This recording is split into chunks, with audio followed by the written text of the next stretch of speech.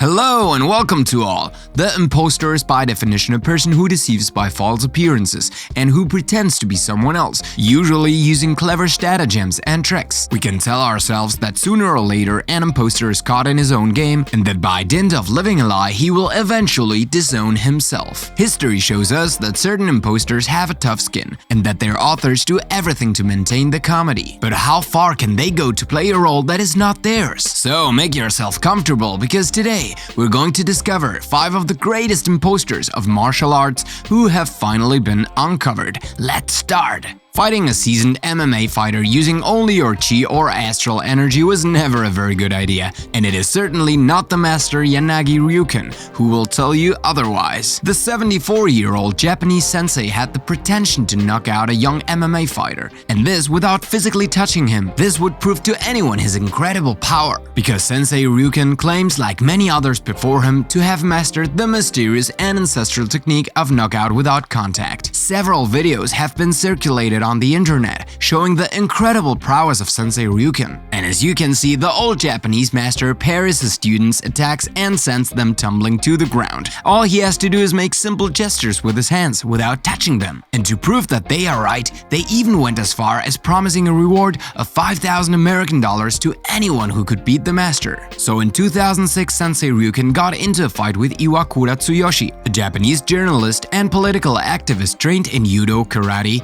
and Brazilian jiu-jitsu. In front of a crowd of about 500 spectators and under the eye of the cameras, the young MMA practitioner went on a rampage against the old man. He threw several punches and kicks in his face. In the end, he left him kneeling on the ground, bleeding profusely. The fight, which should have been spectacular, considering the use of the sensei's powers, was in fact transformed on the spot into a vulgar beating. But you may ask, how did Yanagi and his students feel after their martial art was so publicly humiliated? Well, instead of simply admitting their deception, they claimed that Sensei was sick that day. Therefore, his chi was less effective.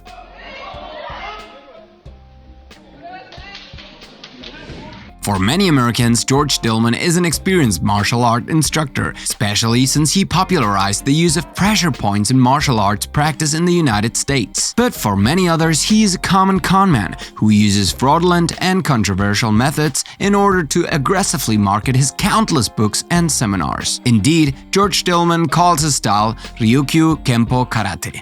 It is based on the theory of knockout without contact. It is a kind of projection of life force and chi that could knock out a man without any physical contact. Yet Dillman has failed to provide any scientific evidence that his martial arts methods are effective. Claiming the authenticity of his technique and wanting to demonstrate his credibility, Dillman accepted the invitation of the National Geographic Channel. The goal was simply to put his knockout chi to the test. But during the show, George Dillman and his sidekick Leon J. were not able to knock out Luigi Garlascelli, a skeptical Italian investigator who came to play the game to unmask the pseudo-karateka. In the video, we see the non-contact KO follower trying to make the Italian skeptic unconscious by running his hands over his face, but without any apparent result. However, even in the face of his bitter failure, Dillman still does not give up. He continues to claim that his power and techniques are real. He even went so far as to justify his humiliation on the show with ridiculous excuses. The American impostor indeed argued that his chi power could not be cancelled for many reasons. This is the case according to him. If, for example, the person had his tongue in the wrong position in his mouth, or if he lifted one toe while pointing another toe downwards.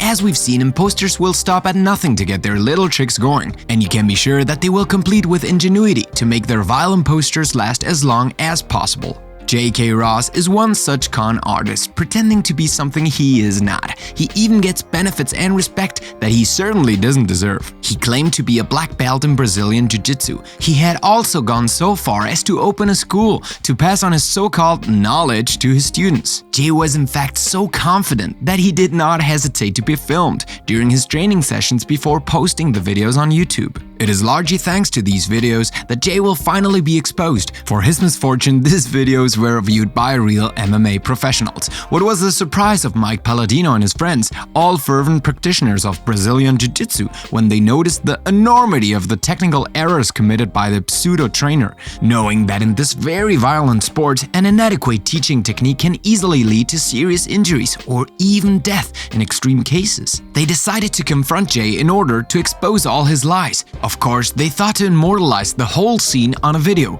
that would later go viral. In the clip, which is about 10 minutes long, we can clearly see Mike Palladino confronting Jay about his imposture regarding his black belt status. The young MMA fighter tried to reason with the imposter by telling him about the mistakes he had made in his training videos, arguing that these were deadly mistakes in the event of a real fight. J.K. Ross, however, does not deny it and does not stop claiming his innocence. He even pretended to be outraged by the accusations against him, but his refusal to confront Palladino is irrefutable proof of his lies. After the video was released, J.K. Ross closed his fake school and packed his bags for Brazil, where he is probably taking jiu-jitsu classes in order to be more credible the next time he claims to be a black belt. In the heavyweight category of the most audacious imposters, there are those who push too far, to the point of claiming to invent their own martial art, while making believe in its originality and its effectiveness in combat. However, Seagal Victor has made it clear that he is at the origin of a new 100% Russian martial art. He would have even baptized it the Shoryuk.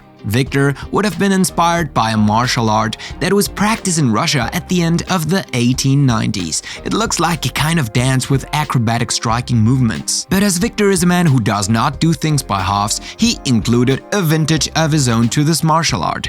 This one is a mix between different kung fu techniques such as the eagle and the praying mantis. The result of this improbable mixture is the Shoryuk, as Victor named it. But it is enough to watch one of his training videos on YouTube to wonder about the validity of this martial art, because with strikes that look more like a ballerina's dance than anything else, it's hard to imagine Victor winning by KO if he ever had the misfortune to challenge someone in the ring.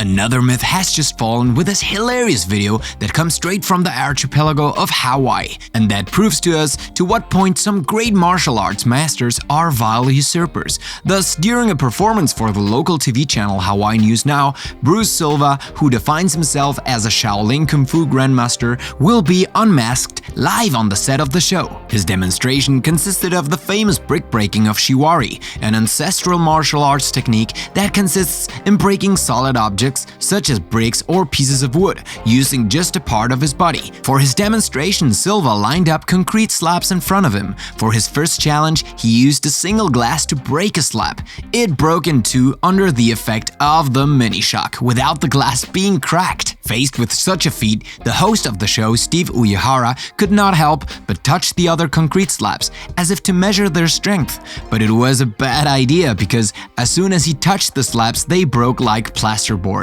to Silva's great dismay, who really did not know where to put himself now that his deception had been revealed. Then, to make against bad luck, good heart, and specially to try to save the appearances, the host has still left to Silva the opportunity to continue his last challenge, which was to break several false concrete slabs with his head. Still happy that the ridiculousness does not kill.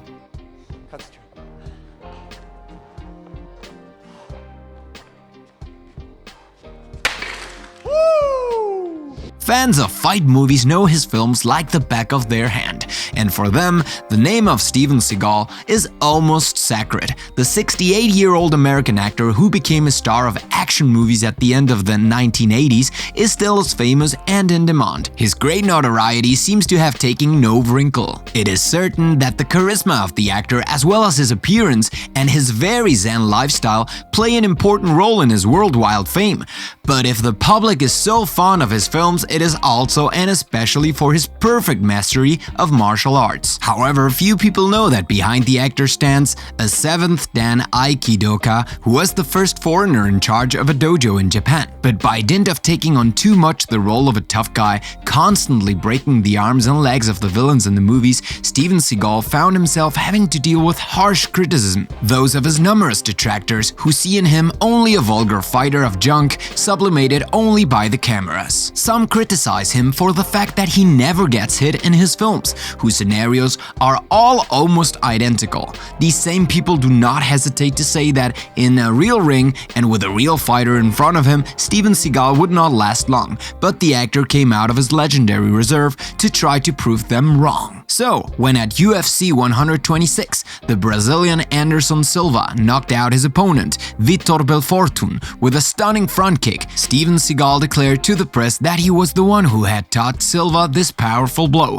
Faced with the enormity of the statement, the floor was given to Anderson Silva, who then completely denied that Seagal was his coach and that he would have done this front kick all his life. But in order not to hurt the ego of the actor, for whom he has a lot of respect, Silva continued by saying that Seagal had shown him a small movement in the technique that improved his efficiency. So, what do you think of these 6 pseudo-martial artists? Which one of you got the most laughs? Give us your feelings in the comments!